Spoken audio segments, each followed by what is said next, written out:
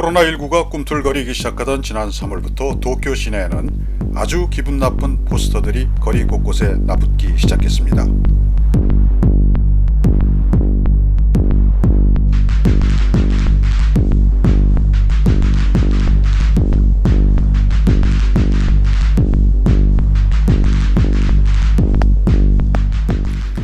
디자인도 매우 기분 나쁜 데다가 황당한 내용의 한글이 눈에 확 들어올 정도로 큼지막하게 적혀 있어서 당장 찢어버리고 싶을 정도입니다. 일본 경시청에서 만들어서 도쿄 전역에 붙인 상품 절도 경고 포스터입니다. 한 해 700만 명이 넘는 사람들이 찾아오는 한국에 대한 대접은커녕 도둑질이나 일삼는 민족으로 업신여기는 일본인들의 못된 심통이 담긴 포스터에 경악할 수밖에 없습니다. 일본에서는 하루도 빠짐없이 13억엔, 우리나라 돈으로 145억 원어치의 물건이 도둑질 당하고 있습니다. 한 달이면 4,350억 원, 1년이면 5조 2천억 원의 상품이 도둑질의 대상이 되고 있습니다. 영국의 조사기관 센터 포 리테일 리서치가 발표한 상품 절도 총액 세계 1위는 미국이었고 항상 깔끔한 척 거드름을 피우던 일본이 2위에 올라 있었습니다. 그 후에는 일본 정부에서 손을 썼는지 통계가 이어지지 않았습니다. 그러나 상품 절도 총액 세계 랭킹은 바뀌지 않은 것으로 추정됩니다. 그 대신 일본에서는 난리가 났습니다. 일본에서는 매장에서 물건을 사는 척하다가 상품을 훔치는 행위를 맘삐기라고 합니다.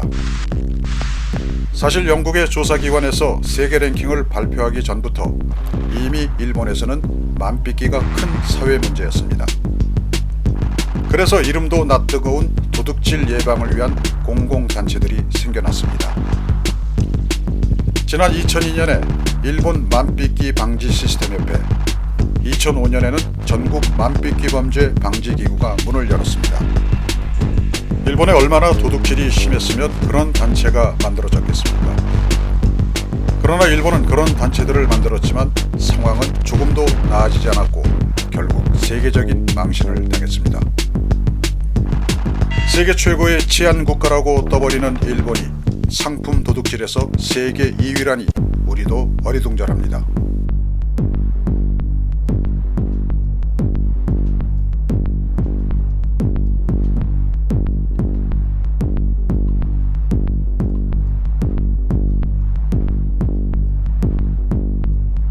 (2018년) 칸 영화제 최우수상인 황금 종려상을 받은 영화는 일본의 만삐끼 가족이었습니다. 우리나라에서는 어느 가족이라는 이름으로 개봉한 이 영화는 상품 도둑질로 생활하는 어느 가족의 애환을 그린 작품입니다. 만삐끼 가족은 일본 빈곤층의 어려움을 사실적으로 그려낸 작품이라는 평가와 함께 만삐끼가 일본에서 얼마나 큰 사회적 문제인가를 잘 보여주었습니다. 그런데도 일본 당국은 평소의 버릇대로 그런 현상을 학문적으로 분석하는 데만 매달렸습니다. 그들이 겨우 찾아낸 도둑질의 특성이 반복성과 불합리성 두 가지라고 어렵게 설명하고 있습니다. 한번 도둑질에 손을 댄 사람들은 계속 그 짓을 하게 된다는 반복성이 첫 번째 특징이고, 지갑에 수십만 원을 가지고 다니는 사람이 몇백 원짜리 물건을 훔쳐가는 이해할 수 없는 불합리성이 두 번째 특징이라고 설명합니다. 결코 일본 사회가 경제적으로 어려워서 그런 현상이 생긴 것이 아니라고 넋두리를 하고 있습니다. 잃어버린 10년을 거쳐 20년, 30년 때문에 일본 경제가 어려워지고 나이든 사람들이 살기 힘들어 맘삐끼 범죄가 늘어난 것이라고 있는 그대로 밝히지 못하는 일본의 한계를 보여주고 있는 것입니다. 맘삐끼는 가정과 직장에서 받게 되는 스트레스가 가장 큰 이유이며 사회에서 느끼는 소외감과 무력감이 도둑질을 부추긴다는 것입니다. 그래서 일본은 국내 문제이자 국제적으로 부끄러운 맘삐끼를 줄이기 위해 필사적인 노력을 했습니다. 그러나 고령 인구가 늘어나는 현상을 감당할 수는 없었습니다. 일본 당국에서 발표한 맘삐끼 범죄 통계에서 2004년에는 청소년이 39%였고 65세 이상 고령자가 17%였는데 2019년에는 완전히 거꾸로 된 모습입니다. 유권자들은 고독과 빈곤 그리고 질병 등으로 만빚기에 나서는 현상이 두드러지게 나타나고 있습니다. 거기까지는 일본 내부의 문제니까 우리가 이러쿵 저러쿵 따질 이유가 없습니다.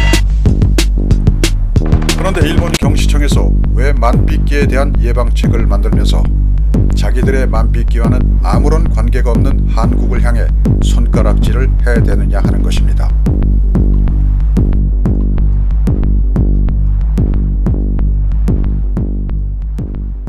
(2000년부터) 일본에서 검거된 외국인 만빚기 범죄자는 증가세를 보이고 있습니다. 그 가운데서도 베트남이 2104명으로 부끄러운 1위, 중국이 446명으로 2위인 것까지는 분명한데 한국은 숫자도 밝히지 않으면서 왜 그래프 상단에 누런 줄로 표기했는지 모르겠습니다.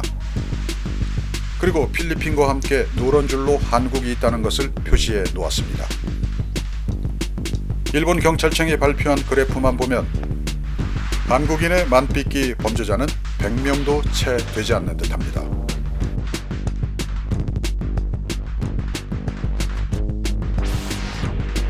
(700만) 명이 넘는 사람들이 방문해서 그 정도라면 아주 모범적인 국가 아닌가요? 그런데도 그렇게 긁어대는 일본의 저희가 무엇인지 아무리 좋게 생각해도 잘 되지 않습니다. 그렇게 많은 사람들이 찾아가서 자기들에게 도움을 준 한국인데 만빚기 범죄 대상 후보로 분류하는 일본 당국은 당장 그래프를 없애고 사과해야 합니다. 가장 위에 있는 일본어는 자기네 글이니까 당연하고 영어는 국제 공용어니까 당연합니다.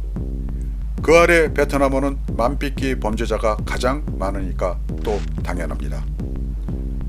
그런데 그 다음은 만빚기 범죄 랭킹 2위인 중국어 자리가 아닌가요? 그런데 그 자리에 한국어가 들어가 있다는 것은 도무지 이해가 되지 않습니다. 5개 언어로 경고 포스터를 만들려고 했다면 범죄자 수 순서대로 표기해야 이치에 맞습니다. 어떻게 해서라도 한국을 끌어내리고 싶어하는 그들의 심리가 담겨 있거나 한국에는 자기들만큼 도둑질이 성행하지 않고 있다는 것에 대한 열등감을 표현한 것 같아서 마음이 개운하지 않습니다. 일본은 자기들보다 잘나고 멋진 한국을 바라보는 것은 도저히 참을 수 없는 일이라고 생각합니다. 우리가 그런 그들의 시기와 질투에서 벗어나기 위해서는 일본에 대해 하나라도 더 알아야 한다는 것이 오늘의 결론입니다.